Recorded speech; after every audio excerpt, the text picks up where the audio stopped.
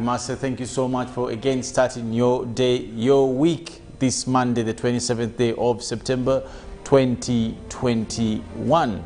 Now, of course, there's so much that is happening in this country, and of course that defines who we are, probably who we be, and where we come from. Now, today's Good Morning Uganda also is coming to you to celebrate with you special days, but today being among those days where we do celebrate the World Tourism Day. Now, between you and me, you know that Uganda is one of the best destinations in the world, and we have all reasons actually to celebrate this day, because we are one of the best destinations in the world in terms of tourism, and this also covers much that we do have as a country, but also the serenity, the beauty, the calmness, the vigor, the love of the people of Uganda. And today morning, I also want to present to you another group of people with lots of love that also qualify to fall in the beauty of the reasons as to why Uganda is one of the best destinations for tourism. And I'll start with Robert and Priscilla. And you, Robert, good morning.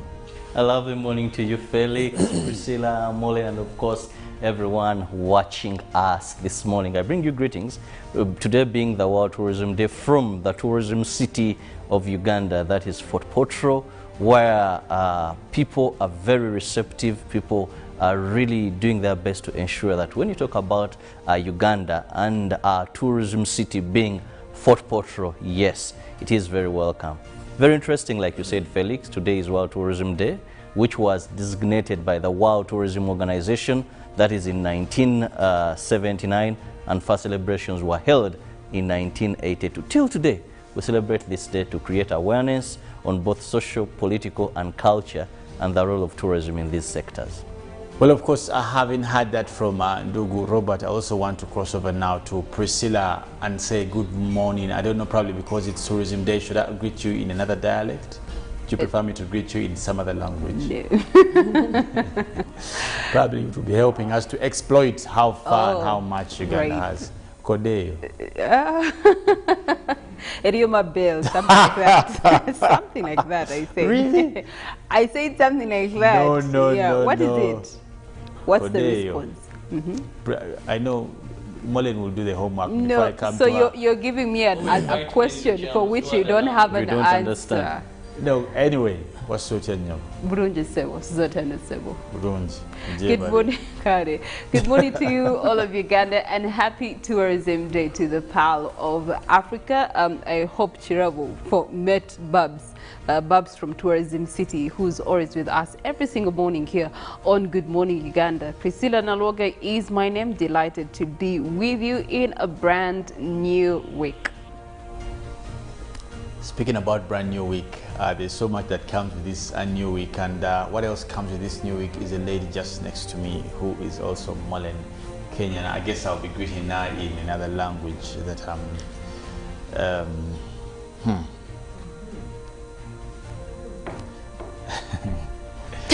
Good morning, Molen. No, go ahead. Greet me in that language. I know you won't. How do people from the West speak? How do they say? Murareje? Yeah. What is going to bed? It is like good night. You have to find that greeting.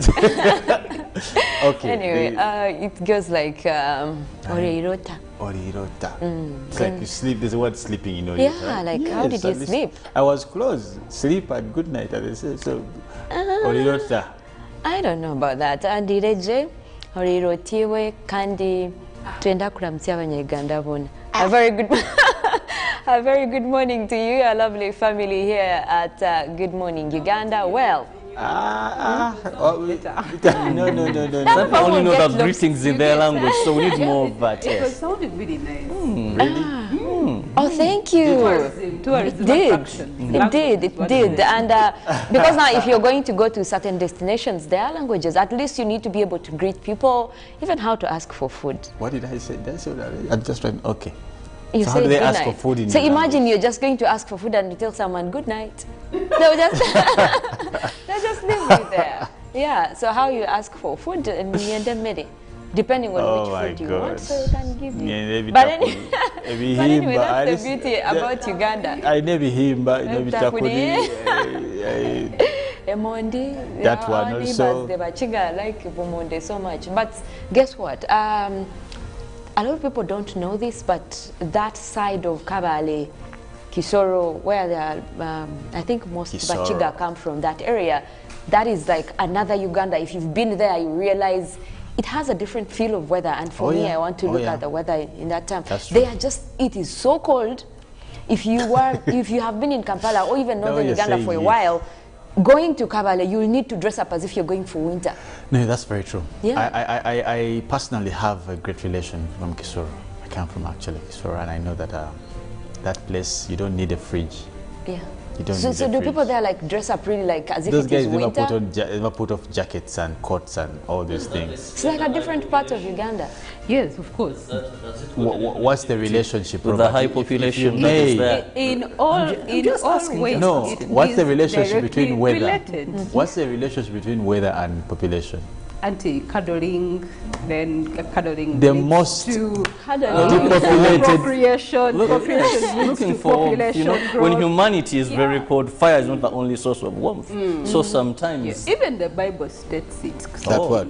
Yeah. Well said, my sister, when you talk about... My dear, you're going to quote for us that verse in the Bible.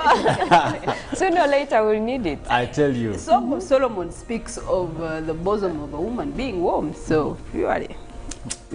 Warm body or not warm? Only For that their own part of benefit. songs, the ones that actually speak to them. So they'll just quote that one thing and have it handy. But anyway, today being World Tourism Day, I know for a fact that we most are delighted to celebrate this day because, as I said earlier, Uganda has very, very many destinations that at least we've been able to call on to the world to come and do celebrate and be able to see and be a part of the beauty that comes with us being the Pearl of Africa. And maybe also just for us to know, and which are some places you've visited yourself and you think that they are so amazing. And I'll start maybe with my Molen here. Yes, I have visited the Rwenzori part of the country that is across Kasese. That area is beautiful. I never got a chance to climb up to the peak, but that is still one thing I want to go. And see, that's the beauty about Uganda. There are places you go to, but you feel like you've not explored all of it. Yeah. But seeing there is a heritage, a hot spring, it's called Chiwa Heritage. That is a very beautiful place. A lot of places, the National Park, but also recently Zonan Island, Kalangala Island. It is a very beautiful place being there, being in the middle of the lake, and just it feels nice. The air there actually, when you're breathing, it feels different. This air is just filtered by the lake. Uganda has beautiful places, and I'm here to explore more. Glory to God. Yeah. Priscilla.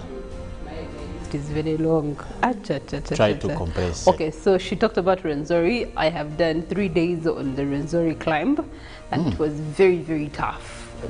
At one point, it's actually a matter of life and death, and your muscles first give up on you. You have to take a rest. It was a very good challenge. That's when I accepted that, yeah, mountain climbing is actually something that you need to try out anytime you come to Uganda. For those of you that are watching us from the diaspora through our YouTube channel, which is UBC Television Uganda. Speaking of falls, I have been to Seziwa Falls, CP Falls, Wujagali Falls.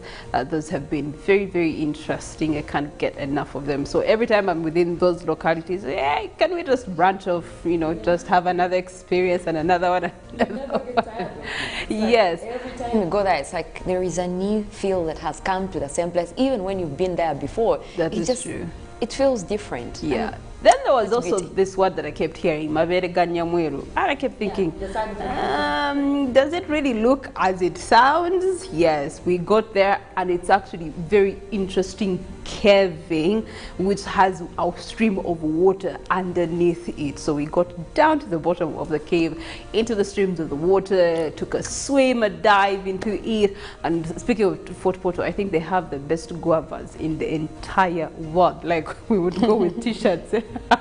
There's this particular area around some crater lakes that is just guava trees. So every time we would go there every single day, you go with your t-shirt, in the boot. In the boat. We came back.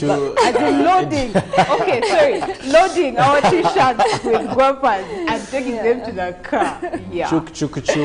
Robert.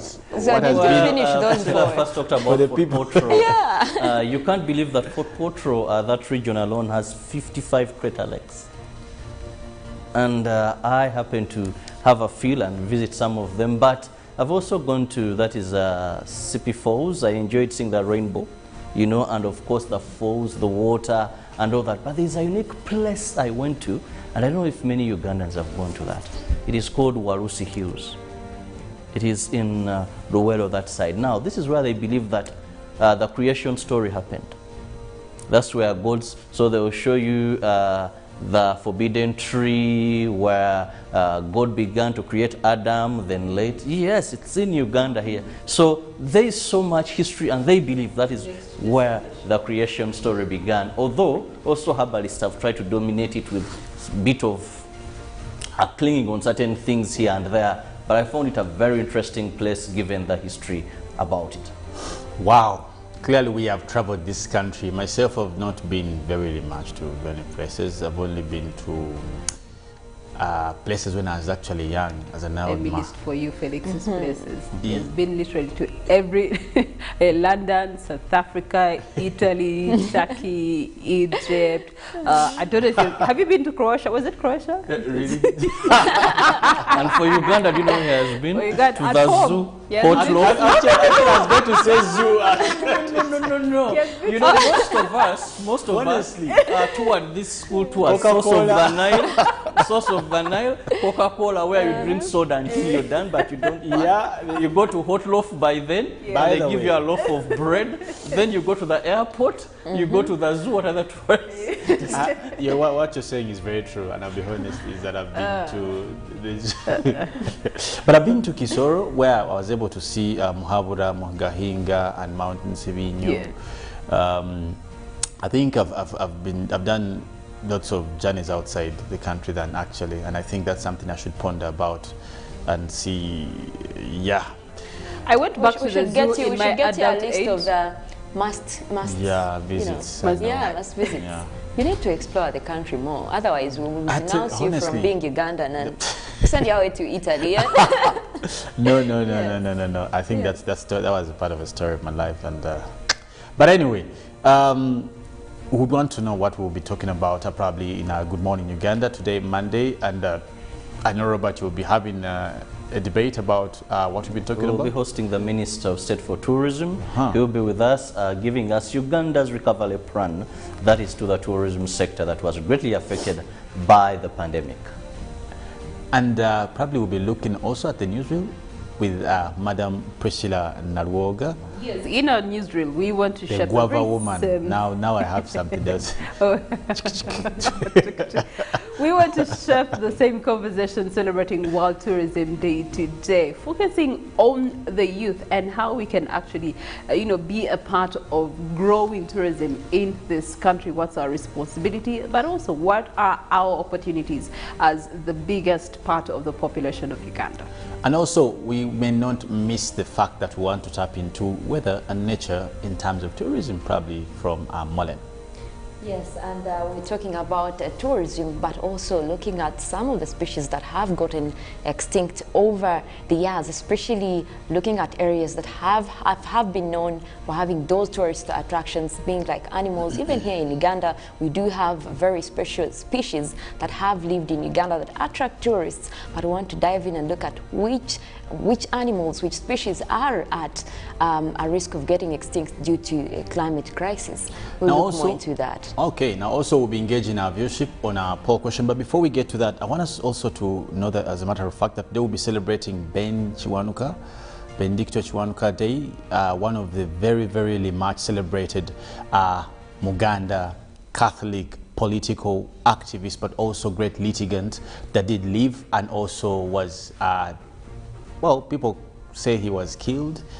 The evidence is there to the latter, but we celebrate his life as having contributed greatly. He has a relation between Democratic Party. You don't talk about DP and don't talk about Benedicto Chiwanuka. You cannot talk about the law and the judiciary in Uganda and not talk about Benedicto Chiwanuka. You cannot talk about Uganda and not talk about Benedicto Chiwanuka. Such about an icon. independence and not talk about Benedicto Kiwanuka. Yes. So no wonder we celebrate his day today, and I know for a fact that I've seen the memo from the Uganda Law Society and of course the judiciary, and I think this day will be celebrated by the judiciary, of course also by the Democratic Party, one of the best and the oldest parties, and I know Kirabo loves DP so much. I'm only shocked that Felix, that is not true. You don't love DP? Who doesn't love DP, Robert? I get confused by their slogan. You can't have Truth and justice. Truth and justice. Then also they believe in brain power, logic and reasoning. No and for way, many Robert. years, you've not taken leadership. I don't So what do you think is lacking? The brain power? I don't the logic? understand. Let us look at our poll question, because our poll question, we will be sharing, Priscilla. Yes, our poll question this morning in celebration of World Tourism Day. We want to find out from you, fellow Ugandan, what has been your best tourism destination, and give us your experience. We want to know about your experience as we celebrate Uganda, as we shine light on Uganda, as we really market it. It's our job after all, as we celebrate tourism here in Uganda. So what has been your best destination for tourism so far? What your experience was like, so that someone else can get nyege to actually go there. Myself, Yeah, actually. Probably I'll including be Felix. picking from About this festival. That is also, by the way, that is a very big tourism Priscilla, thing. really? No, but it brings it a lot of people from around the world. At least I know Molin has participated. She'll be giving us a recap of that story later on, as we also give the recap of the stories that did happen in the last 12 hours in our local scene and of course also internationally. And we will begin with the reopening of places of worship, where the faithful yesterday went to various places of worship to attend service. And following the presidential address on easing of the SOPs against COVID-19 pandemic, places of worship were reopened. Namirembe Cathedral received a good number of worshippers spread out in a number of services with strict observance of COVID-19 standard operating procedures. A few numbers were allowed to enter at a time. Reverend Jonathan Kasauzi Salongo preached about unity and togetherness, bringing this tough COVID-19 times, and noted that unlike other days, this Sunday was a special one.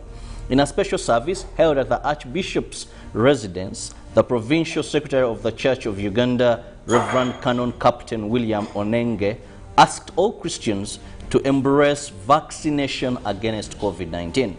The guest preacher was the Vice Chancellor, Uganda Christian University, Aaron Mushengezi, who noted that the lockdown affected all the children. The Christians expressed joy for accessing the church and prayers after months of lockdown. The service also doubled as the Uganda Christian University's Sunday. Still on places of worship, a number of Christians congregated at Nalwoga Cathedral for the Sunday service prayers after a lull due to COVID-19 pandemic.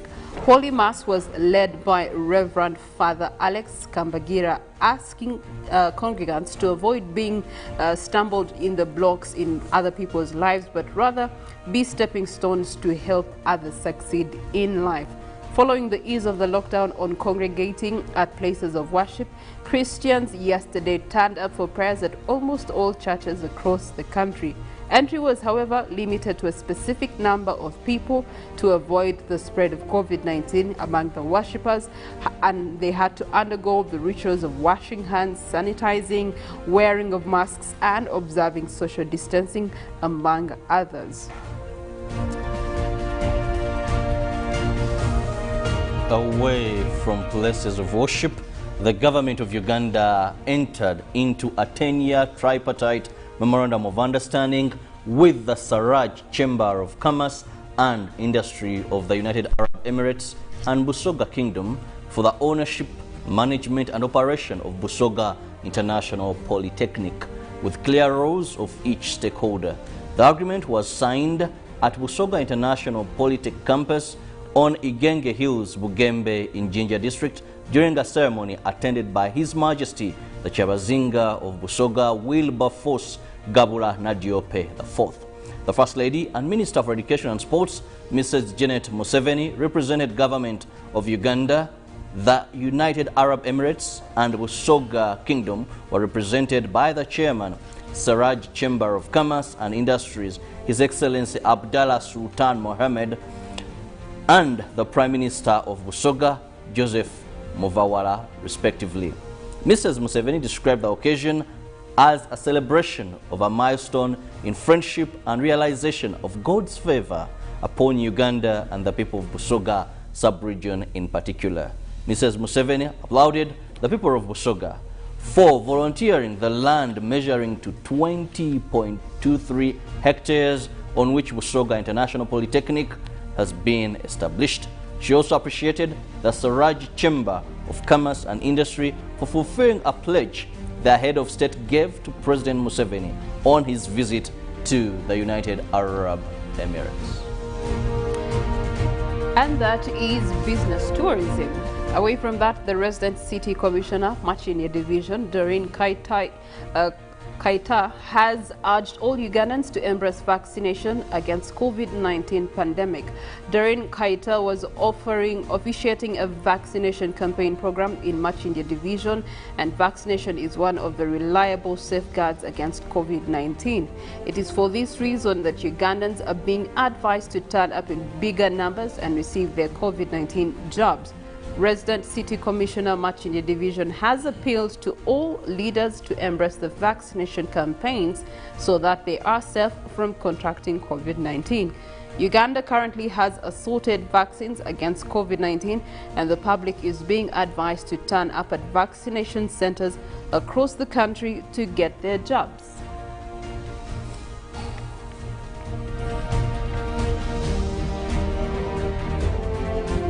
We'll now also get into our international stories, and the first story will be looking at Italy rules out recognizing the Taliban government in Afghanistan. Now, Italian Foreign Affairs Minister Luigi Di Maio has said that the Taliban government in Afghanistan could not be recognized, but said Afghans should start receiving the financial support that was frozen after the armed group took power last month. Now, he also urged foreign governments to prevent financial collapse that there was result of massive flow of migrants. Now, recognition of the Taliban government is impossible since the 17 terrorists among the ministers and the human rights of women and girls are continuously violated. Di Maio also stated that at least clearly we must prevent Afghanistan from implosion of uncontrolled flow of immigrants that could destabilize and boring countries. Now, Di Maio also said that the meeting of the G20 and the foreign ministers in New York last week, he also contemplated that there was much that needed to be done by the entire world towards Afghanistan. Now, still in Italy, Pope prays for the residents of La Palma Island after volcano eruption. Now, Pope Francis prayed on Sunday for people on the Spanish Canary Island, La Palma, where a volcanic erupted on the 19th of September and forced many residents to flee their homes. The Pope urged everyone to pray for the displaced and rescue workers through the intercession of the Virgin Mary, who is the venerated on the island under the title of Our Lady of the Snow's continued disruption. The La Palma eruption volcano continues to roar, but authorities also noticed on Sunday that the lava flow remained slow, and the island government said there had been no significant incidents with the volcano since Saturday, when the part of the crater collapsed and another river on lava emerged. Now, it was the main reason why the airport of Spanish Island at least briefly had opened. Back to Africa, we'll be looking at Sudan, where we see Ethiopian troops repelled after AL-FASHAGA advanced. Now, Sunday says Sudan says it has repelled an attempted incursion by Ethiopian troops into the territory. The head of Sudanese military, General Abdel Fattah al-Burhan, said this showed how the army was protecting the country after last week's coup attempt. Now, in his statement, Sudan said the incident happened in the district of Barakti. Ethiopian's military has not responded to BBC's request to comment, but also Al Jazeera quotes Ethiopian government sources as saying, "We deny the movement of our forces on the Sudanese border or their incursion into any area." Now, Barakit sits within the disputed AL-FASHAGA border region, where there has been no increased tension between the two states.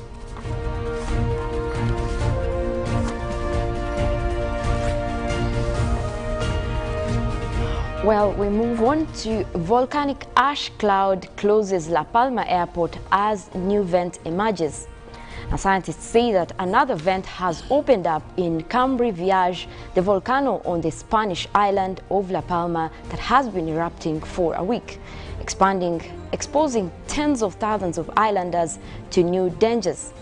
The airport was shut down on Saturday because of a cloud of ash spewing out of it. The intensity of the eruption that began on September 19th has increased in the recent days, prompting the evacuation of 3 more villages on the island, part of Spain's Canary Island archipelago in the Atlantic Ocean of Northwest Africa.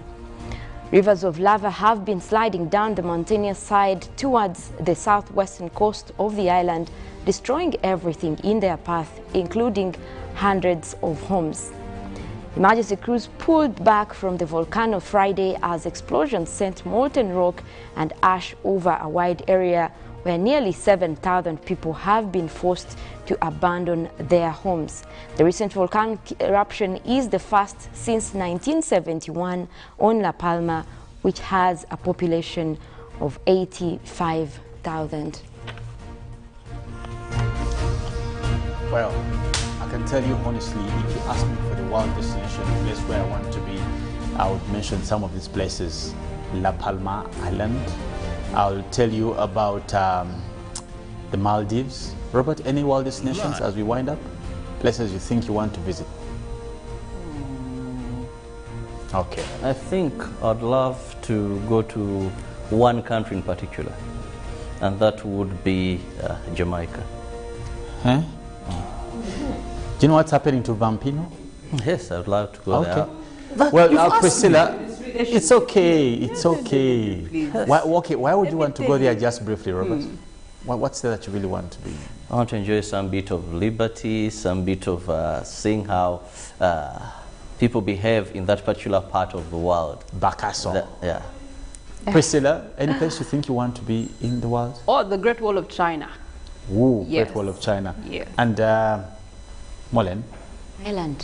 Thailand. Yeah, I like the culture there, the tradition. For me, it's Maldives, the island of Maldives. Let's take a break. When we come back, we'll be looking at our newsreel. But do not forget to get yourself a bottle of Hallelujah ginger tea drink, Hallelujah tamarind drink as well.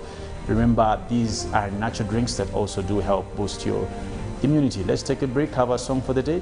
When we come back, we'll also be trying to look at tourism in relation to the youth today.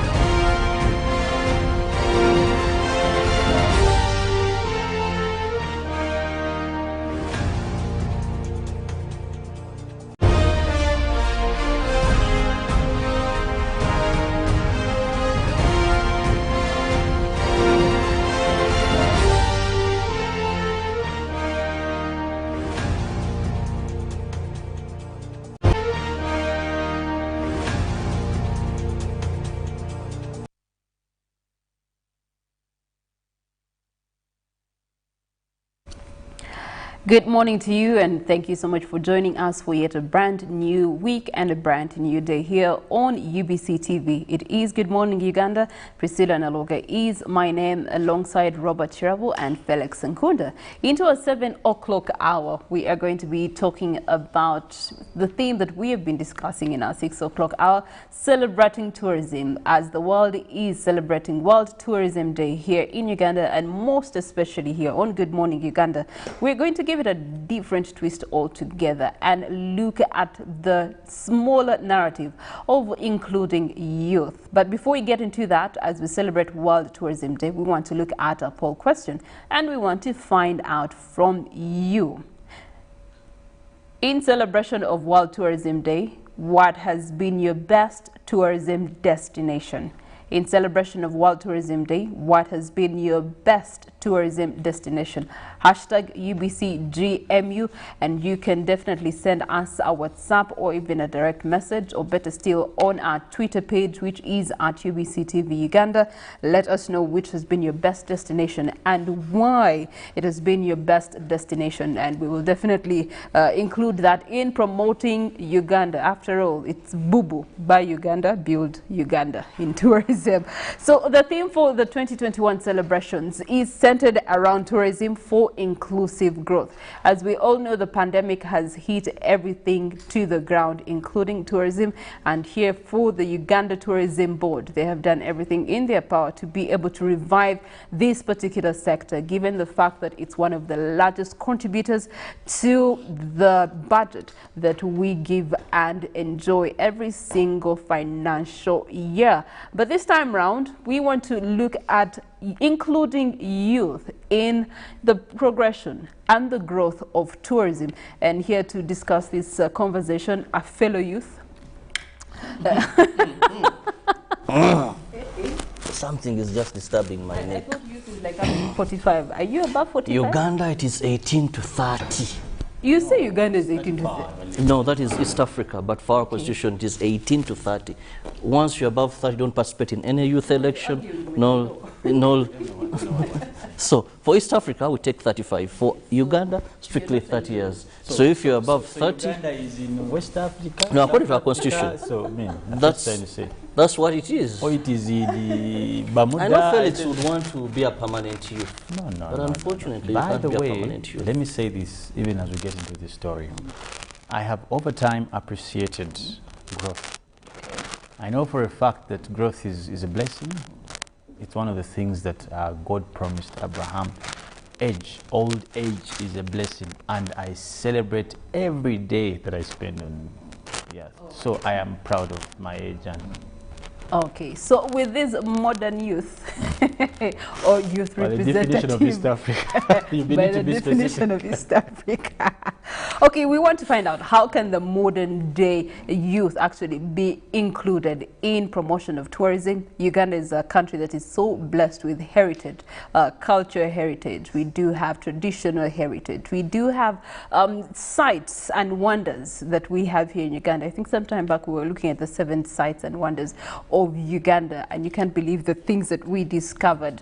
Most recently, during the Olympics 2021, we had Joshua Cheptegei celebrating his win with a thumping on the chest, which is an implication of one of the kind of gorillas that we have here, the silverback gorilla. That was a tourism message that was being sent out to the whole entire world. But before we go into the depth of how we can have the youth included in the growth of tourism as a sector, let's first understand what is tourism as a general perspective. Because when you say tourism, people simply think, yeah, someone has to come from another country to come to Uganda. But does that actually limit us, the locals, from enjoying tourism, participating in tourism, or even being beneficiaries of tourism? So Felix Nkunda, per the global definition, what is tourism? Well, if you may want to place it in the layman's appreciation, for us to pick the most simpler meaning, you would want to look at tourism as the activities that are engaged into appreciating the normatives of creation in terms of what has been created naturally, artificially, but most importantly, that is not necessarily in your locality. It may take a step for you to view. No wonder when they say tourism, you'll talk about domestic tourism, cross-border, international, just to mention but a few.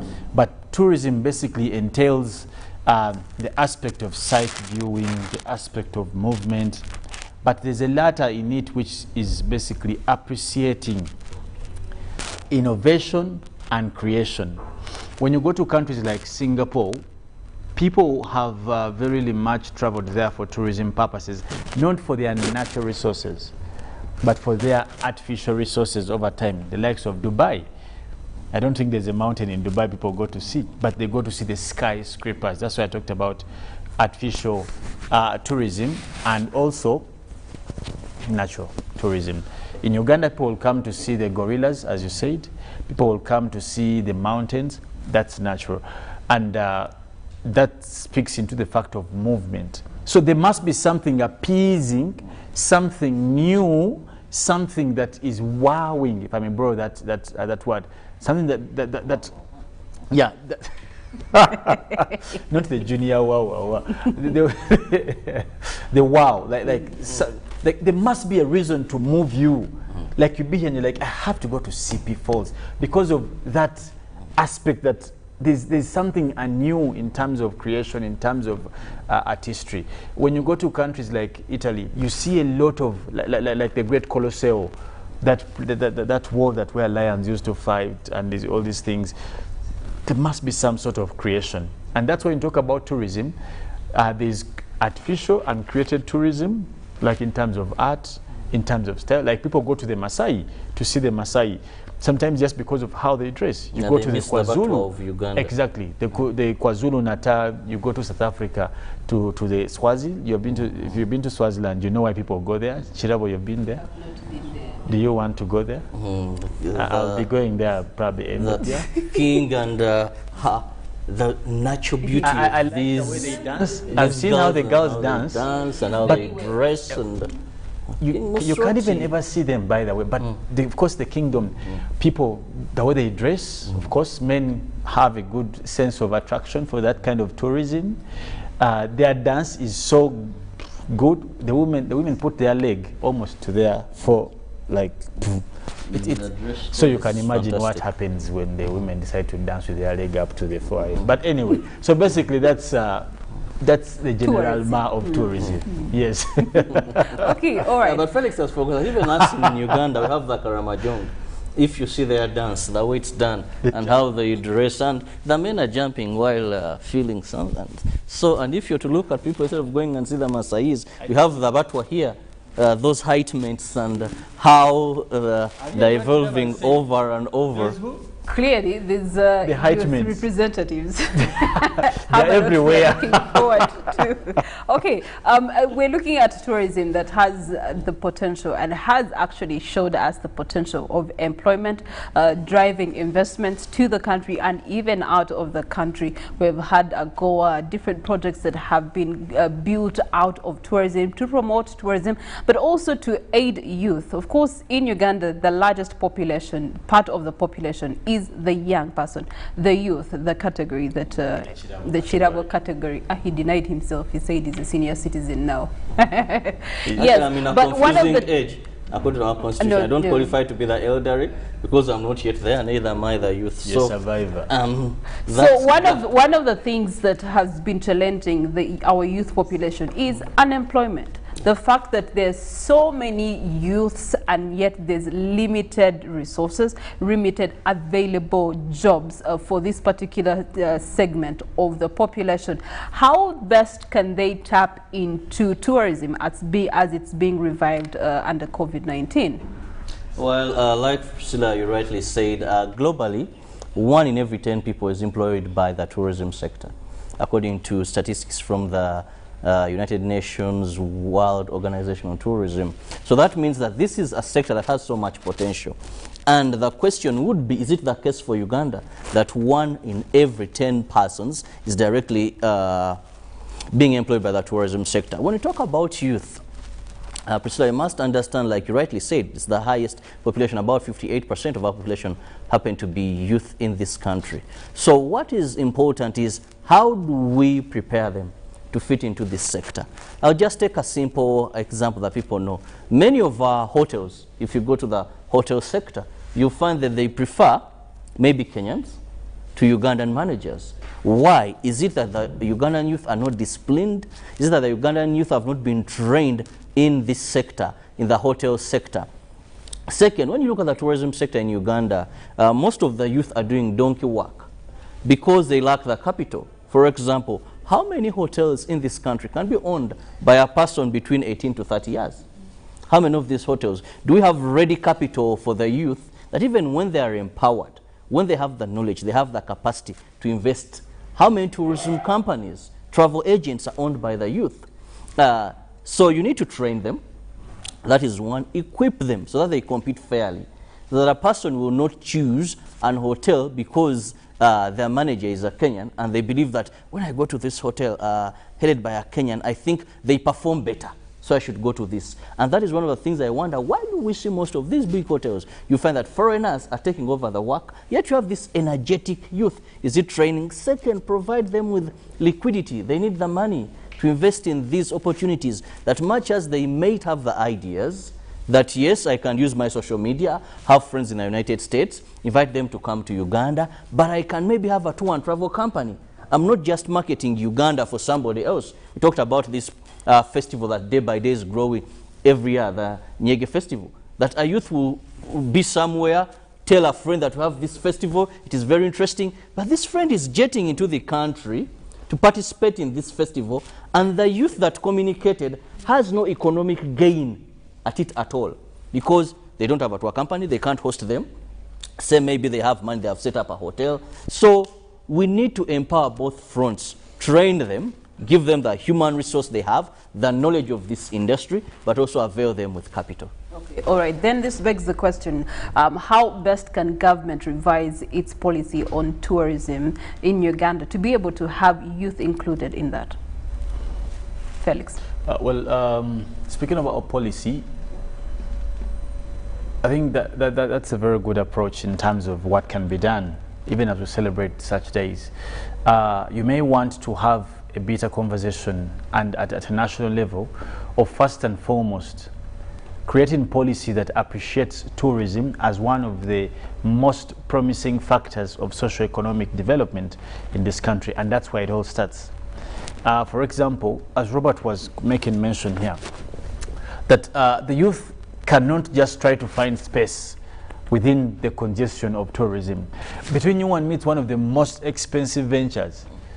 You know, you can imagine a youth owning a motel, a resort, or even these cars. The only thing he can do is be a driver. And that is if he qualifies. What am I saying? The first question for us to be, and over the years, how many universities in Uganda have even gotten syllabuses or course units about tourism? Limited. Yes. And that's where the argument should start in terms of policy. How many institutions, even for learning, have courses that relate to hospitality? At least I know maybe YMCA, I know maybe MOOBS has something to do with that. But even when they teach some of these universities, they teach only things like catering. I think there was a Toro School of Tourism, something like that, that used to be Mountains of the Moon. All yes.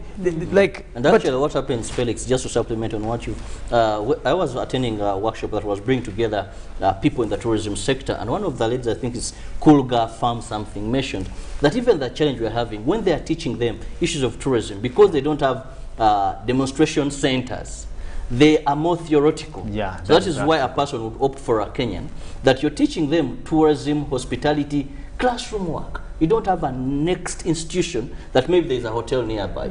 So when they come out with their degrees at the university, they're more or less useless. They're more or less useless. Yeah. Whereas our brothers, when they come and assist us to work, they have the practical bit of it. So, and that's basically, when Priscilla talks about the need for policy, this is what we are talking about.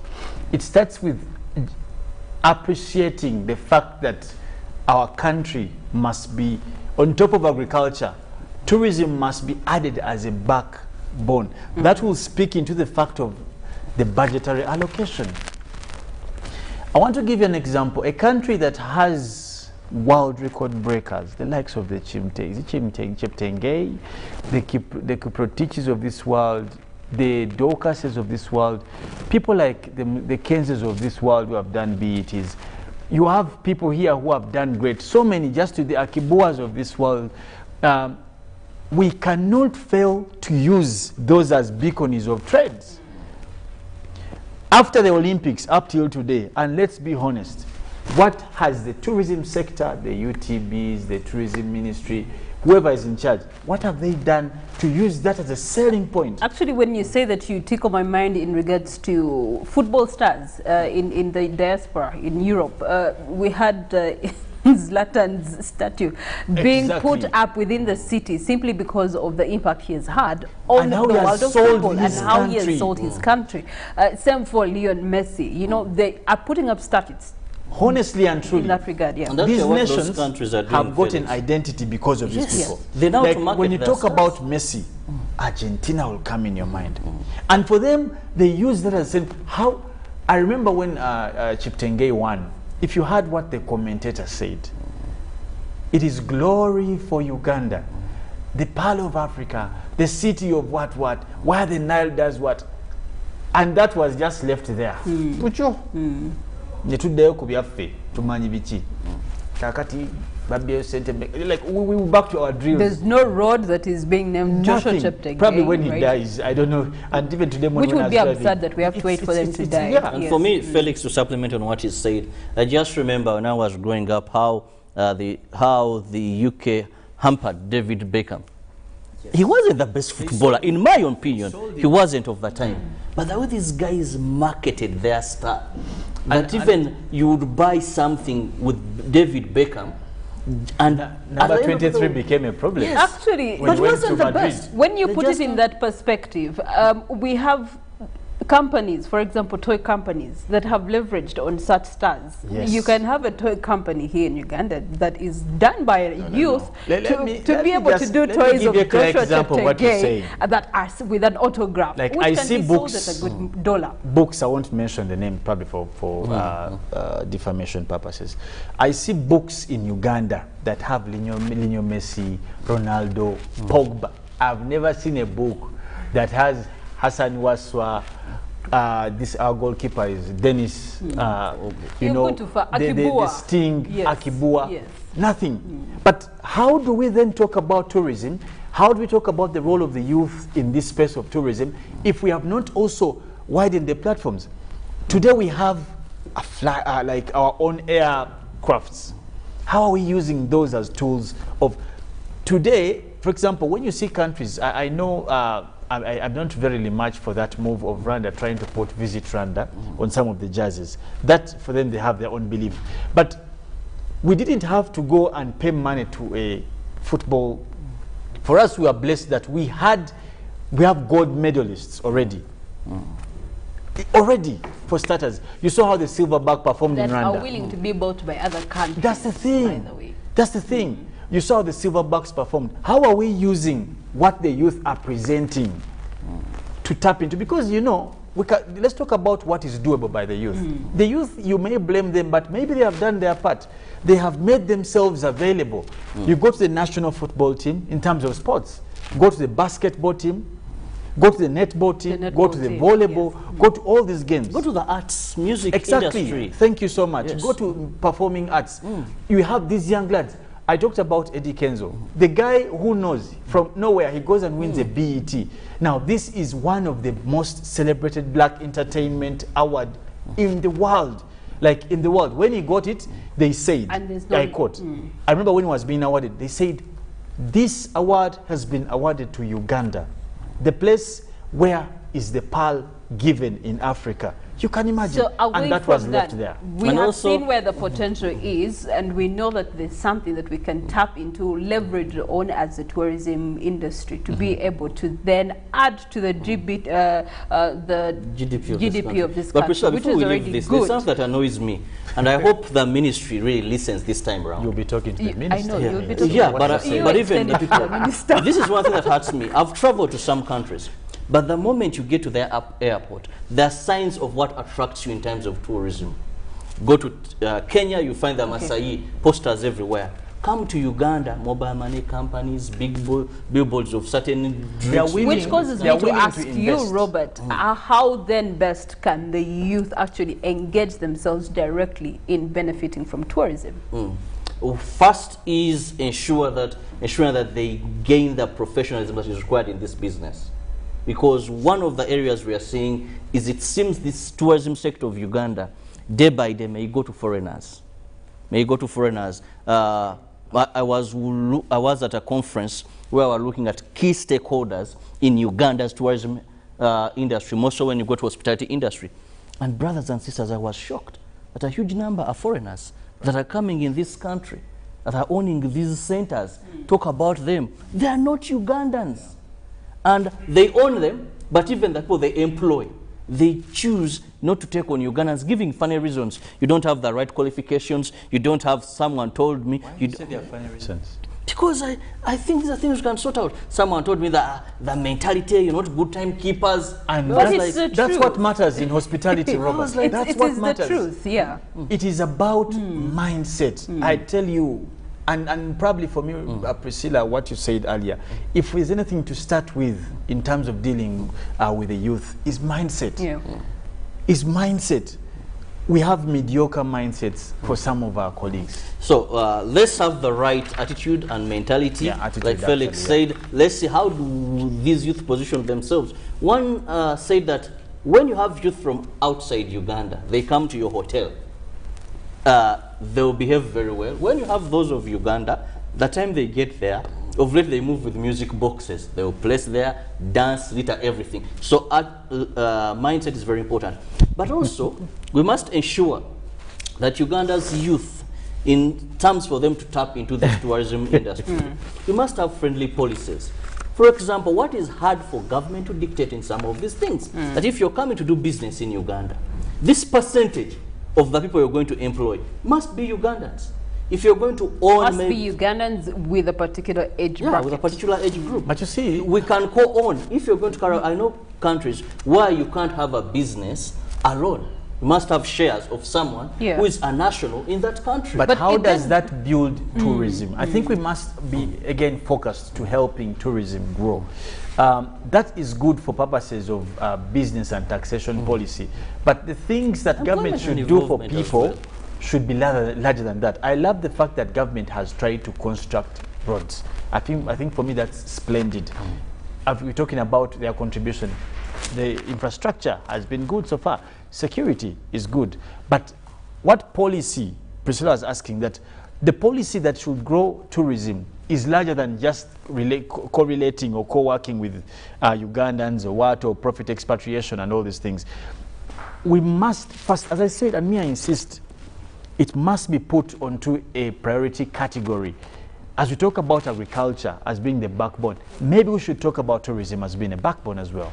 Thank you so much, gentlemen. Clearly, we have just opened a can of worms. But one of the interesting things that the youth have done in most recent times in promotion of Ugandan tourism, there's a group of young people that came together to actually develop a game called Otio. And this game is really promoting knowledge, awareness about the different facets of Uganda. And there's actually a second version to that game that they have designed altogether. Now, such small programs, such small initiatives, they may be small, but they go a long way in contributing to the growth and enticement of tourism, as, and Uganda in particular as a destination, both for domestic and also for international. As we continue to celebrate World Tourism Day, we recognize recognize that tourism has the power and potential to bring in prosperity, but also to enlarge our territories in terms of driving inclusive yet sustainable development for Uganda, and most especially for the youth in Uganda. As we continue to celebrate, we're going to be having... That is the Minister for State in charge of tourism, who will be joining us in the next few minutes. And we'll be discussing, that is the impact of COVID-19 into this sector, but also to know more on government's recovery plan. But Priscilla, also probably today we must be able to challenge ourselves as youth. Maybe if we cannot policy as we challenge government, let's challenge ourselves to promote domestic tourism. If the youth can make a commitment at least to visit maybe 2 places in a year about Uganda, and I think that's a good place to start, or appreciate cultures of Uganda, but also I also ask kindly that the people, the cultural leaders in this country, let them document our cultures for study purposes. For example, it's sad for me to go in school and read about the KwaZulu-Natal, go read about the Rhinelands and the what, if there's nothing for me to read about the BUSOGA. Okay, all right. As we continue to celebrate World Tourism Day, our poll question this morning is, in celebration of World Tourism Day, what has been your best tourism destination? Hashtag UBCGMU. We await to hear of your experiences and your destinations on the WhatsApp line on your screen. We get to look at the papers this morning, but we do have some responses so far here. Let me see.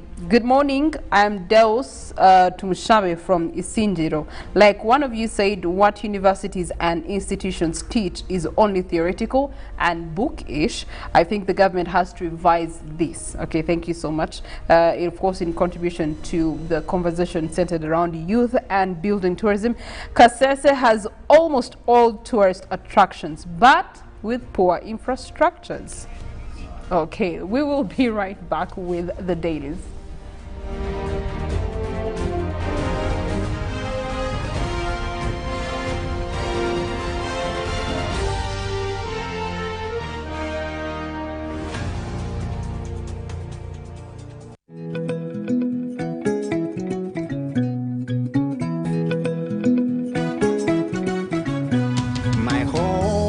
I smile when I think of you, Uganda, my home. My home, I dance when I look at you, Uganda, my home. Oh, my Uganda. I know with you I'll always stay forever. I know, because I feel that we belong together. My home.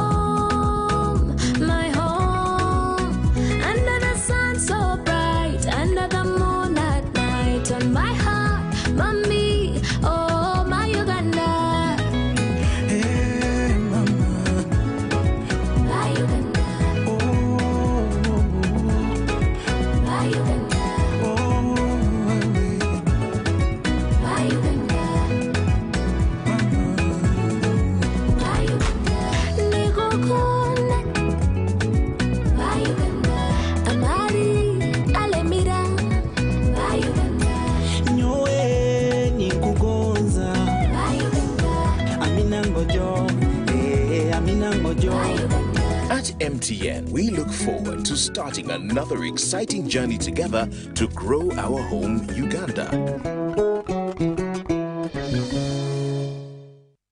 Echa COVID-19 chijja kugwa only if we stay at home, observe physical distancing, wear masks properly, sanitize or wash our hands with soap and water regularly, or get vaccinated now.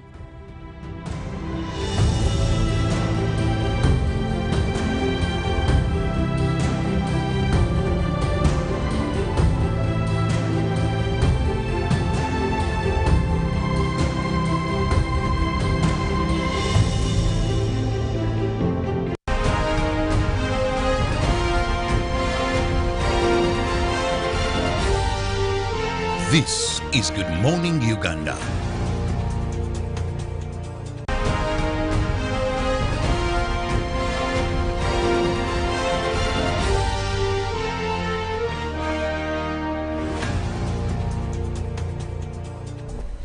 Thank you for keeping it with us here on UBC TV as we celebrate World Tourism Day. Kitagata Hot Springs is one of the areas that you should still go and visit as well. But it's time for our press review, and I have the New Vision, and my colleague is holding, that is the Daily Monitor and the Daily Nation. Very big headline there. Study indicates that vaccines reduce COVID death by 55%. One of the issues or a duty of a responsible Ugandan is now to go and get vaccinated. And if you received one jab, please get the second jab to be fully safe and vaccinated. Still, the New Vision focuses on the reopening of places of worship, where we see church urges believers to get vaccinated. The call from religious leaders, let's respect the call by the men of God, go and get that jab. Then education column, pass O-level senior 3 mathematics, literature and physics, there for you today in the New Vision, plus senior 2 biology and chemistry. University guide also in the New Vision, but still looking at donor funding or foreign funding, cabinet to vet, that is donor support for non-governmental organizations. That will mean cabinet will have and hand in that. And now also opportunities there are for you, over 400 jobs and tenders in the New Vision this morning in the areas of Mayuge, Batong, Rubirizi, Buweju districts and Mercy Crops. Felix. Monitor government hunts for student defaulters at workplaces. Okay, student loan defaulters. Are they working anyway? But of course also... The good is at workplaces. So if they are not there, they are secure. Anyway, also in the papers, a vaccine message dominates worship places there, as worshippers of course return to the churches. Now journalism icon Obomba goes to rest, and Uganda's protest at the UN headquarters. There now healthy and living, stigma blamed for high number of unsafe abortions, and government rolls out American COVID-19 vaccine today. But also today in the papers from the archives, we see Bobby Wine, that is Robert Kyagulanyi, aka Bobby Wine, at his 44th graduation ceremony of Makerere University, that is in 2003. And also today, government lists bars, churches as new vaccination sites, and city taxi faction form one body.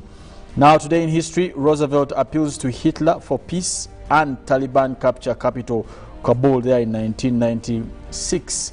Of course, there's so much to ponder about today. Of course, it's a nice one to look at then the young lad, Honorable Sentam Kyagulanyi, and how far he has transformed most lately. Well, returning to the Vision, where we look at the COVID tracker. As of late, the new confirmed cases stand at 115. Looking at positivity rate, it is 3.0%. New death, only 2. And looking at total deaths so far, 3,145. What we do, perfect the stops, get that vaccination wherever you are to designated vaccination centers, and we can reduce severe illness, death and hospitalization. Still, did you know that Idi Amin took power while President Milton Obote was away in Singapore? The New Vision brings you part of that history, and of course the swearing in. Now, facts or myth regarding COVID-19, taking a hot bath, drinking hot water can prevent the virus from infecting you. That is a question, and the expert answers there. Now in sports, Vipers roast Bulls there, where we see Vipers players celebrating after being crowned champions of the 2021 Stanbic Uganda Cup at FUFA Technical Center in Njeru. That was yesterday. And of course, Formula 1, Hamilton Sever, 100th win there, and Mutebi Simbwa audition what UPL will miss. And Uganda look to new dawn as Zone 4 junior tennis shows, and Ethiopians dominate Berlin race there. But also, Uganda deflates Kenya in under-20 World Cup qualifiers. Well, looking at the New Vision Sport this morning, they bring you the golden teenager. Who is he? That is more in the New Vision. Cloud 7, that is 2020 FIFA under-20 women's, that is World Cup qualifiers. We have Kenya 2 and Uganda 7. The returning league is on October 8th. That is Uganda will be versing Kenya. But a picture there of, that is the Vipers. We have Viper President Lawrence Mulindwa holds a trophy, joins the players in celebrating after that is demolishing Bull at Fufa Technical Grounds in Njeru, and Vipers Bully Bull. More to that. Ruben will be here to give you all the details in the world of sports and those catchy stories. And of course, the Daily Nation now announces here's the UK deal. Those going abroad will earn up to 3 times their salaries in Kenya. And it's man versus beast. Residents live in fear as drought pushes hyenas into the villages.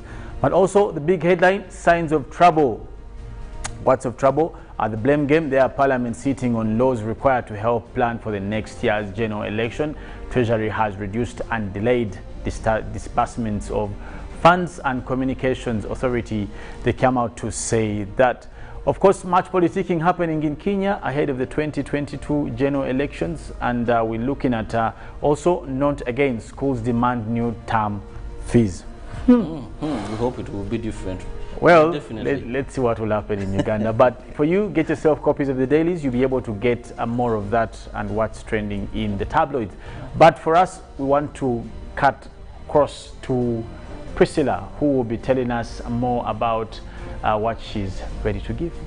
Well, on this very same day, we are talking about Bendicto Chwanuka, who was the first prime minister of this country, Uganda, in 1962. That was from March to April 1962, when we had just gotten our independence. He passed on the 22nd of September, and we get to celebrate him today here on Good Morning Uganda. And speaking of celebrations, one of the ways that we celebrate him as a country is having named a street in his honor, to the contribution that he had towards the politics and transition of Uganda from colonial masters to independence. And so we do have the Ben Chwanuka Street, where we want to pick up a traffic update from this morning. Ben Chwanuka Street is the street where you had former Pioneer Mall, which was one of the oldest malls in Uganda, currently demolished. There's a new mall that is upcoming, or where you do have the square that interfaces with William Street and also Johnson Street.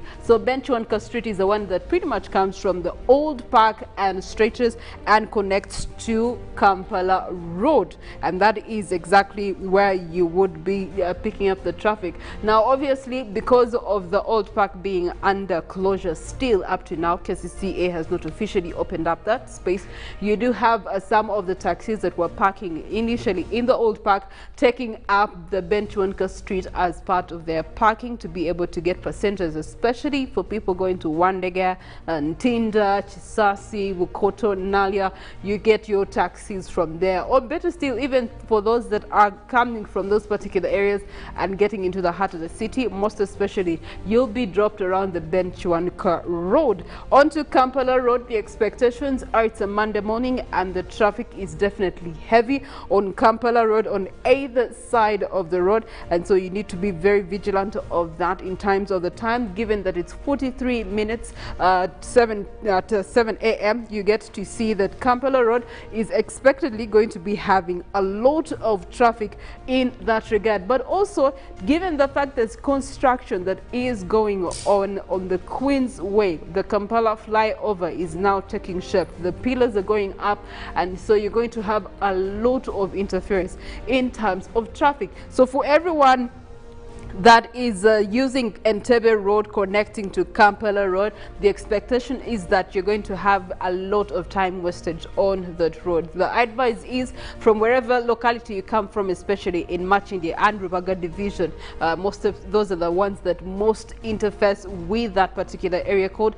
You might want to find alternative routes around Kampala. Otherwise, you're going to kill, not even spend, but kill more than 2 hours just moving from either Chibuye, you're moving from Machindi, you're moving from Rubaga, Masaka Road, getting into the heart of the city, going through that particular route, the Queensway route, because of the different diversions that are being created every single day.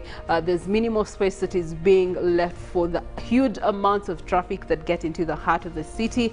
And now that other places have been given the leeway to go, resume or start all over again, that means that there's actually more traffic that's going to be happening than has been before. before. So please put that into consideration and learn of your alternative routes elsewhere. The other places that you want to be conversant of course, is Nalia. We do have the Kampala Northern Bypass, and so the area of Nalia is under reconstruction, and also there's continued diversionary routes for people that are coming in from either Ntinda into Nalia, or people that are coming in from Namugongo wanting to use Nalia to access the likes of Ntinda, Chiwatule, or even better to say still Chisasi and the likes. Those diversionary routes are changing by the day most likely, and so you need to be conversant. You must be very, very vigilant with the traffic orders and the traffic signs and the posts that are being put there.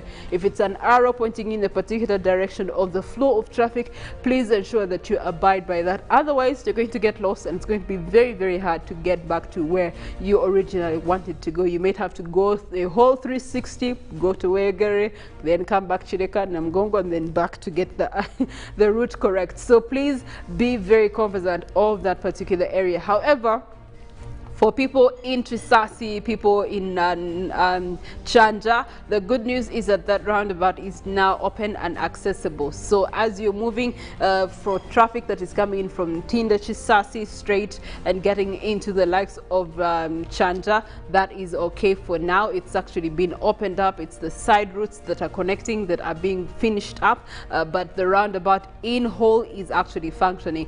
The expectations around the Busega roundabout connecting to the Kampala Northern Bypass is the fact that there's a lot of traffic coming in from Bulenga, Bulova. There's also a lot of traffic that is coming in from Masaka Road, which may take you about over an hour to actually reach your final destination if those are your access areas. However, there's a route that's just right below a petrol station, Has petrol station. That route connects you to Kaboja and then connects you to Natete traffic lights. I think that way you'd have better avoided that cumbersome traffic around Busega roundabout, but also you would have managed to keep time for that matter. So please put those into consideration as you're getting into the heart of the city for traffic this morning. May that guide you. But as we continue to celebrate World Tourism Day, we want to find out what has been your destination of a lifetime within the heart of the city or even within Kampala. We do have a message here. Good morning, UBC members. We do have tourism in our country. Sure, let us be open. No tourist in Uganda. It's for Museveni and his family.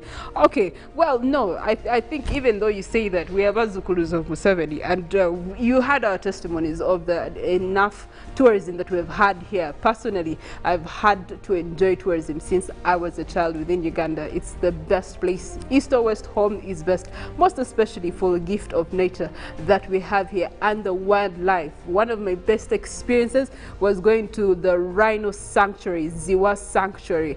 It was amazing seeing how a rhino actually gets up. When they sleep, they have 4 legs, yes, but they don't get up the way humans get up, you know, just then. No. When a rhino is getting up from its resting place, it actually just flips onto its fours directly. I found that amazing to the extent that I had to sprint for my life. And yet they warned us that if you run, it's going to come after you. And so you have to find some sort of a savanna hiding place in case you run. And so we had to look for a savanna hiding place in that regard. But it was a very amazing experience. I met a rhino called Umoja. Umoja is one of the fathers within the territory that has fathered a number of children. Of course, you know that at one point, as Molen Kenyan is going to be talking to us about some of the wildlife extinctions that we've been having. Rhinos in Uganda had become extinct, especially the white rhino. And so we had to get into partnership with a foreign agency and also our neighbors, Kenya, to help us with some rhinos so that we can rehabilitate and bring back rhinos growth here in Uganda. And Ziwa Sanctuary is one of those places that they actually do it. Obviously, in the most recent months, the land upon which the sanctuary is has been under quotation, the owner versus the Wildlife Authority, but I'm pretty sure that has been resolved as of today. Good morning once again, Molen Kenyana.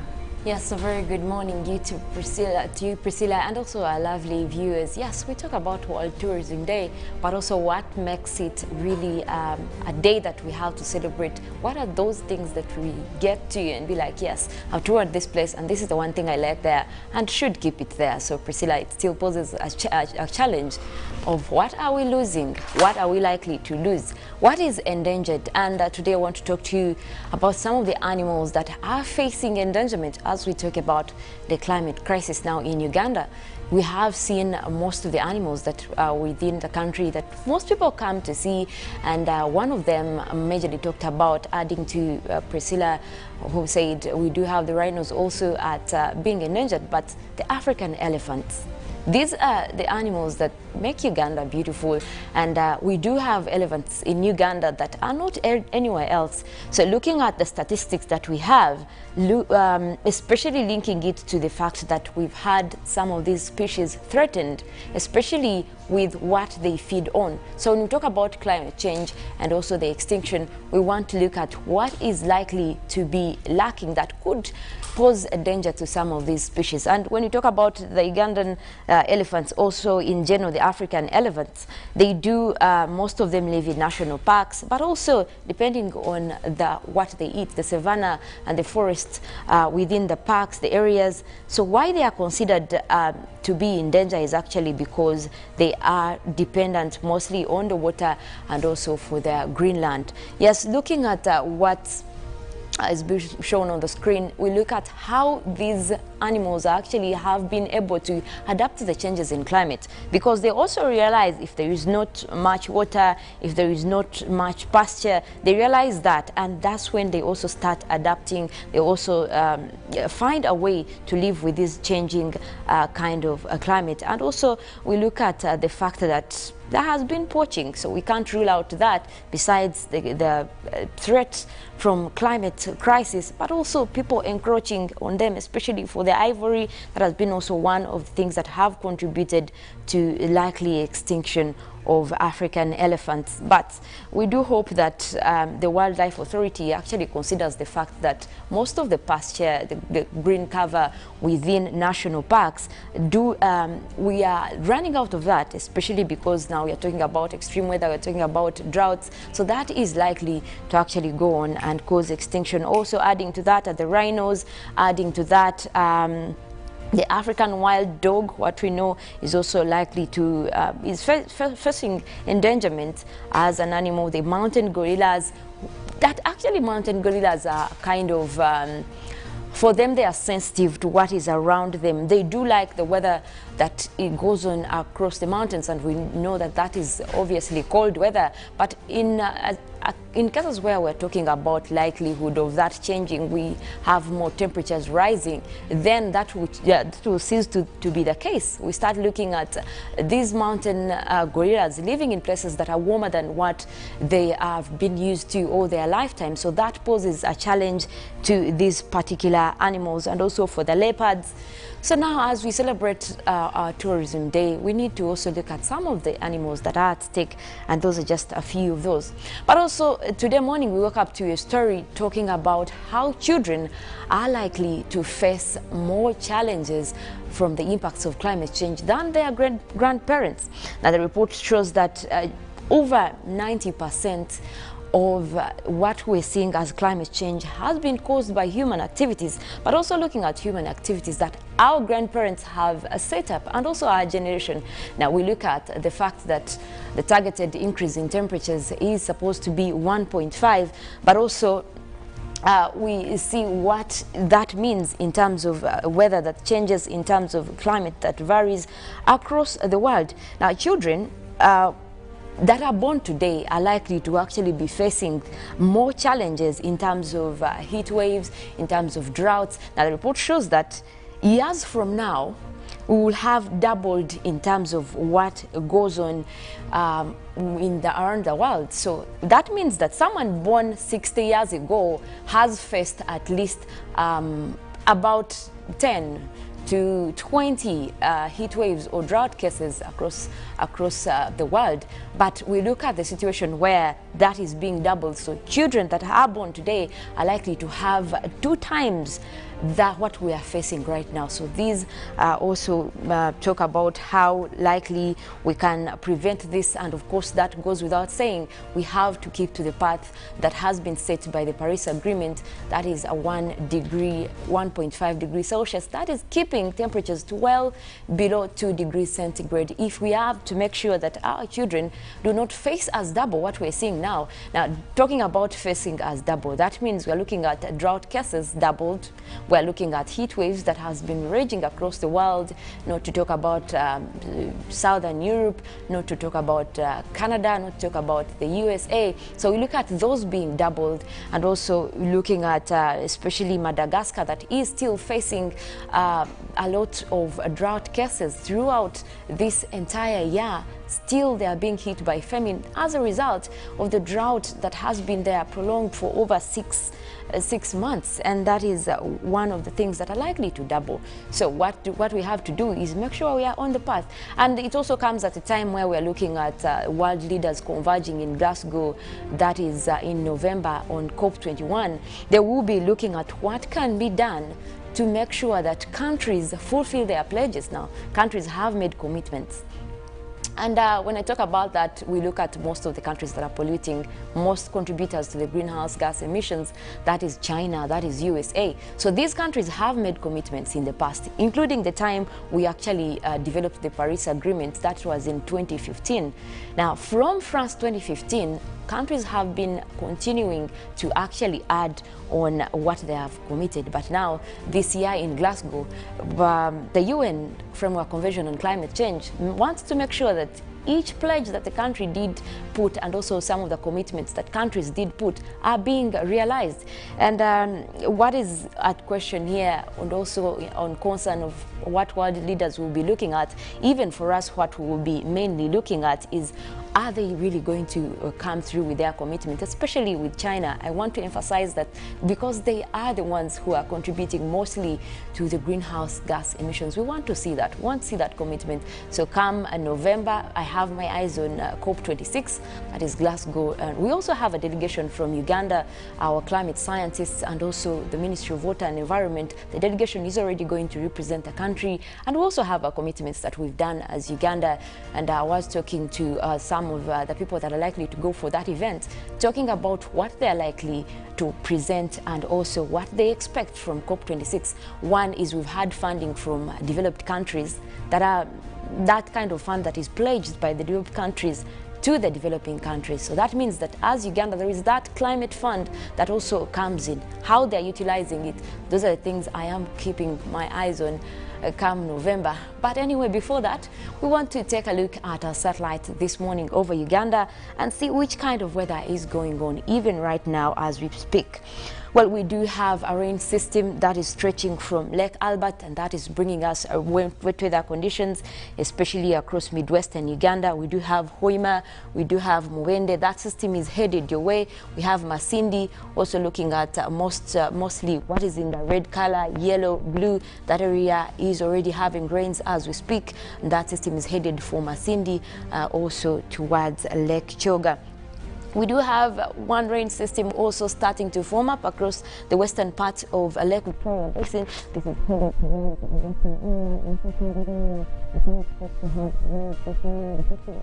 headed your way, but that also is creating cloudy conditions across Kampala, although we are having mostly intervals of sunny and cloudy conditions. Part of the clouds starting to clear, the dark gray colors, that is starting to clear, bringing in some sunshine, but also this has caused cloudy conditions, especially to the western part of Lake Victoria Basin. Also, we do have more clouds that are forming across so bring us rains later in the day, but for now we are seeing intervals of cloudy conditions. We do have mostly some that area is already having very clear skies with beautiful sunshine setting in. Now southwestern Uganda, where we have Kabale, Mbara, this area is also having some beautiful sunshine. Quite cloudy conditions developing across southwestern Uganda, that is for Mbara, area already having mostly clear skies, looking at sunny conditions. Well, we'll go ahead from that and take a look at our forecast, what we're expecting for this morning across different areas within the country, starting off with Central Lake Victoria Basin, that is Mukono, Kampala, Entebbe and Wakiso. We are forecasting isolated showers. We do expect those to be at least across 20% of the forecast area, starting off at 26 degrees centigrade.